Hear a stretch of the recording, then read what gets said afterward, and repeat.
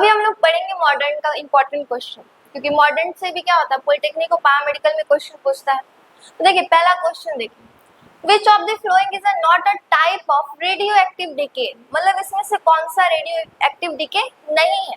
तो कभी कभी एग्जाम में नॉट हम लोग को दिखता ही नहीं, इसीलिए इस बात को गौर कीजिएगा कि नॉट लिखा हुआ है कि नहीं लिखा हुआ है। ठीक है, तो पहला लिखा हुआ है alpha decay, beta decay, gamma decay और डेल्टा डिके। तो रेडियो एक्टिव जो डिके होता है उसमें अल्फा, बीटा और गामा निकलता है, मतलब कि नॉट, तो इसका मतलब delta decay radio active decay में नहीं आता, सिर्फ तीन ही आता, अल्फा, बीटा और गामा।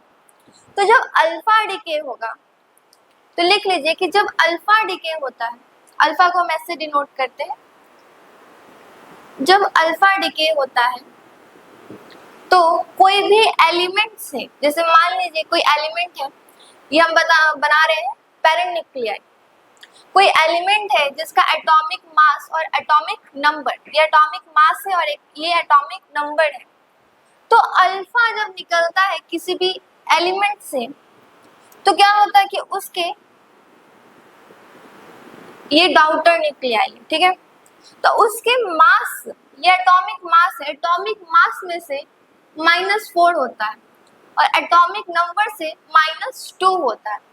ठीक है, इस बात को गौर कीजिएगा कि जब अल्फा निकलता है तो एटॉमिक मास और एटॉमिक नंबर दोनों ही क्या होता है, घटता है। तो एटॉमिक मास -4 होता है, एटॉमिक नंबर -2 होता है। जब बीटा डिके होता है तो बीटा डिके दो टाइप का होता है, एक होता है निगेटिव बीटा और एक होता है पॉजिटिव बीटा। तो जब निगेटिव बीटा होता है तो बीटा डिके में पहली बात तो समझ लीजिए कि इसमें एटॉमिक मास का कोई चेंज नहीं होता, सिर्फ एटॉमिक नंबर चेंज होता है। तो माइनस बीटा डिके में एटॉमिक नंबर में एक जुड़ जाता है और प्लस बीटा डिके में एटॉमिक नंबर में एक घट जाता है और एटॉमिक मास में कोई चेंज नहीं होता। इस बात को बस नोट डाउन कर लीजिए। अगर क्वेश्चन में आपको नहीं बताया कि बीटा डिके कौन सा हो रहा है, प्लस बीटा है या माइनस बीटा है, तो अपने आप ऑटोमेटिकली समझ लीजिएगा कि वो माइनस बीटा का बात किया है। ठीक है, बात करें गामा डिके का, तो गामा में ना तो एटॉमिक मास बदलता है ना तो एटॉमिक नंबर बदलता है, इसमें सिर्फ एनर्जी का बात होता है। ठीक है, तो ये पहला क्वेश्चन है, आप इसको नोट डाउन कर लीजिए कि alpha, beta, plus beta, minus beta में क्या चेंज होता है और क्या नहीं होता। अब चलते हैं नेक्स्ट क्वेश्चन में चलते हैं।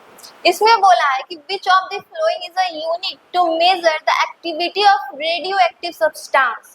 तो रेडियोएक्टिव सब्सटेंस को मेजर करने का यूनिट क्या होता है, क्यूरी। इस बात को याद रखिएगा, क्या होता है, क्यूरी। अगर हमको मान लीजिए हम भूल गए, हमको नहीं याद है कि कौन सा जो है वो रेडियोएक्टिव सब्सटेंस का यूनिट है, तो ऑप्शन छाट के बनाएंगे। वो कैसे होता है, जैसे कि ओम, हमको पता है कि ओम जो है वो रेजिस्टेंस का यूनिट। ठीक है, बात करें पास्कल, तो पास्कल भी याद है कि प्रेशर का यूनिट। और जहां तक बात रहा जूल का, तो जूल किसका होता है, एनर्जी और वर्क का। तो इस तरीके से अगर हमको पता चल गया तो हमको पता चलेगा कि ये तीनों जो है वो तो अलग अलग चीज का यूनिट है, एक है रेजिस्टेंस, प्रेशर, एनर्जी और वर्क। इसका मतलब क्यूरी क्या है, रेडियोएक्टिव सब्सटेंस का यूनिट है। इस तरीके से भी बना सकते हैं। अब अगला क्वेश्चन चलते हैं। इस क्वेश्चन में बोला है कि which of the flowing particle has highest penetrating power. इस टाइप का क्वेश्चन बहुत बार पूछा है, तो याद रखिएगा कि पेनिट्रेटिंग पावर सबसे ज्यादा होता है गामा का। ये गामा, इसको ऐसे डिनोट करते हैं, ठीक है, गामा का। उसके बाद होता है बीटा का और फिर होता है अल्फा का। इस बात को याद रखिए कि सबसे ज्यादा पेनिट्रेटिंग पावर किसका होता है, गामा का, उसके बाद बीटा, उसके बाद अल्फा। अगर यही क्वेश्चन कुछ और पूछे, बोले आयोनाइजेशन एनर्जी किसका होता है ज्यादा, तो आयोनाइजेशन पावर जो होता है, मिली पावर होता है, एनर्जी नहीं, आयोनाइजेशन पावर का जब बात करेगा तब अल्फा ज्यादा होगा और गामा जो है मिनिमम होगा। ठीक है, और एक और बात याद रखिएगा कि गामा का जो है वो गामा कभी भी डिफ्लेक्ट नहीं करता, डिफ्लेक्शन नहीं होता है। मैग्नेटिक फील्ड में रखे चाहे इलेक्ट्रिक फील्ड, मैग्नेटिक फील्ड में रखे चाहे पे आप इलेक्ट्रिक फील्ड में रखे, इसका डिफ्लेक्शन शो नहीं करता है। तो इतना आप इम्पोर्टेंट बात जो हम बोले इसको हम नोट डाउन कर लीजिए। इस क्वेश्चन में देखिए, इसमें क्या लिखा है कि which of the flowing radio active isotope का बात कर रहा है। Commonly use in medical imaging. मतलब क्या होता है इस वर्ड का? इसका मतलब है कि टेक्नोलॉजी का यूज करके बॉडी पार्ट, अलग अलग बॉडी पार्ट पे डायग्नोस करना। तो सबसे ज्यादा जो यूज होता है वो ये होता है टेक्नेडियम। तो इसको याद रखिएगा कि कौन सा यूज करते हैं हम लोग मेडिकल इमेजिंग, ठीक है। इसको स्टार मार्क कर लीजिए, एग्जाम में ऐसा ही क्वेश्चन आपको पूछेगा।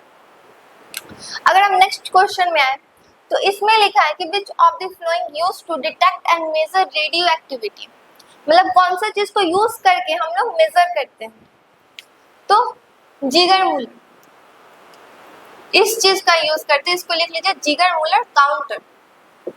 कभी कभी क्या करेगा, जिगर काउंटर दिया रहेगा तो भी यही होगा, मतलब कि बीच वाला नाम कभी कभी हटा देता है, तो वो सिंपली दे देगा जिगर काउंटर, तो भी क्या होगा, वो मेजर करता है रेडियो एक्टिविटी को। जहां तक हम बात करें थर्मोमीटर का, थर्मोमीटर क्या करता है, मेजर करता है टेम्परेचर को, ठीक है। अगर वोल्ट मीटर का अगर हम बात करते तो वोल्ट मीटर क्या करता है, मेजर करता है वोल्टेज को।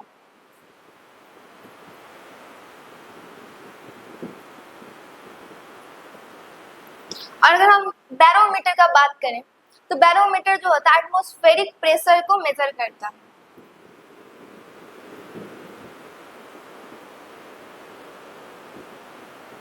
ठीक है। तो ये सब किस चीज को कहाँ मेजर किया जाता है वो भी हम आपको बता दिए, थर्मोमीटर टेम्परेचर को, वोल्टमीटर वोल्टेज को, अगर एमीटर रहता तो करंट को, बैरोमीटर एटमॉस्फेरिक प्रेशर को मेजर करता है, और अगर रेडियो एक्टिविटी होता तो जिगर मुलर काउंटर, ठीक है। सिंपली याद रखने के लिए हम लोग ऐसे ही याद रखेंगे। और अगर हमको बोला कि मेडिकल इमेजिंग में कौन सा यूज होता है तो इसको याद रखेंगे। तो ये सारा इंपॉर्टेंट जो हम आपको पॉइंट बताए उसको एक जगह नोट डाउन कर लीजिए, ताकि एग्जाम के टाइम एक ही बार में आप रिवाइज करके एग्जाम देने चले जाएंगे, ठीक है। इसको अभी नोट डाउन कर लीजिए।